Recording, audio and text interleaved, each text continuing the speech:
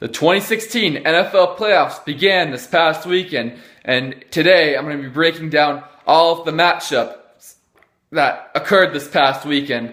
There were some very exciting games this past weekend. Actually, all of my predictions were right, although on a couple of them I didn't think I was going to be right, but then due to a fumble, a penalty, and a missed field goal, my predictions remained or were perfect because of those events that occurred. So the first matchup I'm going to be breaking down is the Kansas City Chiefs against the Houston Texans. The Chiefs won this game 30-0. It was actually the Chiefs won by a lot more than I thought they were going to win by. I thought DeAndre Hopkins would have a pretty good day. I thought J.J. Watt would be a force. J.J. Watt just one tackle. DeAndre Hopkins only 69 yards. But Brian Hoyer really put them in a hole with 4 interceptions.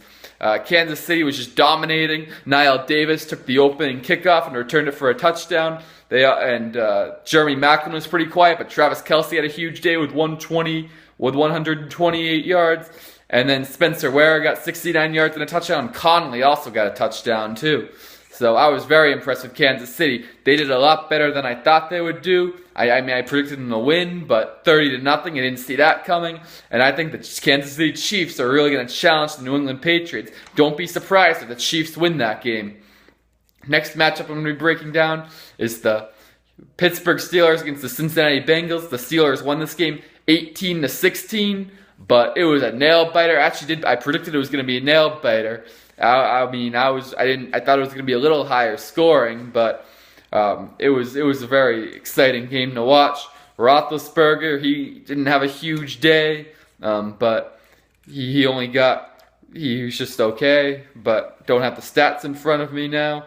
But A.J. McCarron, he was pretty good. He was 212 yards, 1 touchdown, 1 interception. And the Pittsburgh rushing attack, they did pretty well. I was impressed with the Pittsburgh rushing attack. They got 167 yards on the ground. Antonio Brown, he was 119 yards, pretty good. And Martavius Bryant got a touchdown.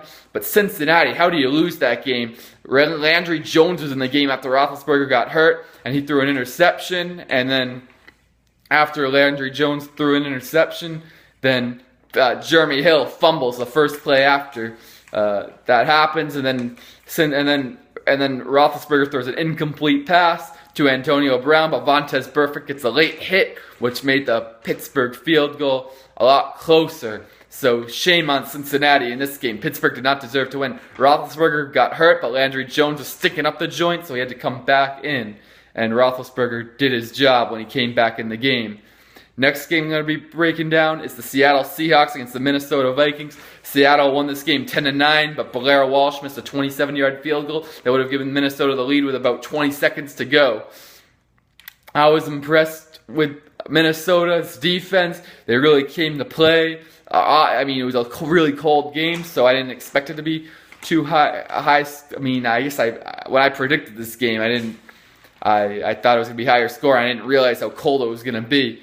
Russell Wilson didn't play as well as I thought he would be, just 13 of 26 for 142 yards. It's not really too impressive there, but he did his job when he fumbles the ball and then finds Tyler Lockett for a 35-yard play, set up a touchdown. Doug Baldwin, Adrian Peterson's fumble was really costly for the Minnesota Vikings. Cam Chancellor, he's big time, stripped the fumble. Credit to Cam Chancellor for stripping the ball. And Doug Baldwin was pretty quiet too, even though he has 14 touchdowns during the season. Pretty quiet, 42 yards, 1 touchdown. Steven Hauschka got the go-ahead field goal, and then Blair Walsh missed it. So I thought my prediction was going to be wrong, but thanks to Blair Walsh, I ended up being right after all. The next game I'm going to be breaking down is the Green Bay Packers against the Washington Redskins. Washington got out to a lead early, and then Green Bay took control from that point on. Everyone was picking Washington. I'm like, why? You only have Kirk Cousins. You don't have Aaron Rodgers. Why is everyone picking Washington?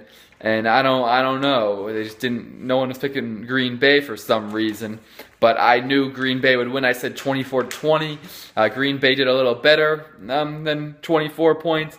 Aaron Rodgers, 210 yards, but he was efficient after a horrible first quarter. He was very efficient.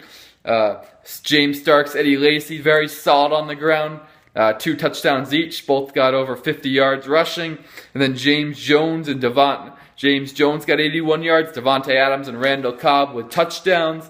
I was very impressed with what I saw from Green Bay. I think they're playing well at the right time. Kirk Cousins, you like that? Green Bay Packers fans were chanting you like that because Kirk Cousins says that. I think it's annoying. And today yesterday he had a very tough day, so he can't be saying you like that anymore because he didn't do well enough to say that. Deshaun Jackson, what can you say? 17 yards.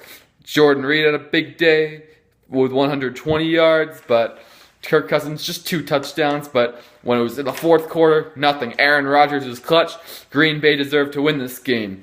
So it was a very exciting weekend of football to watch. And the next video, I'm going to be breaking down the quarterfinals, or the final 8 of the NFL playoffs, or they call it the divisional playoffs in the NFL. In different leagues, they call it there's different names for playoff rounds.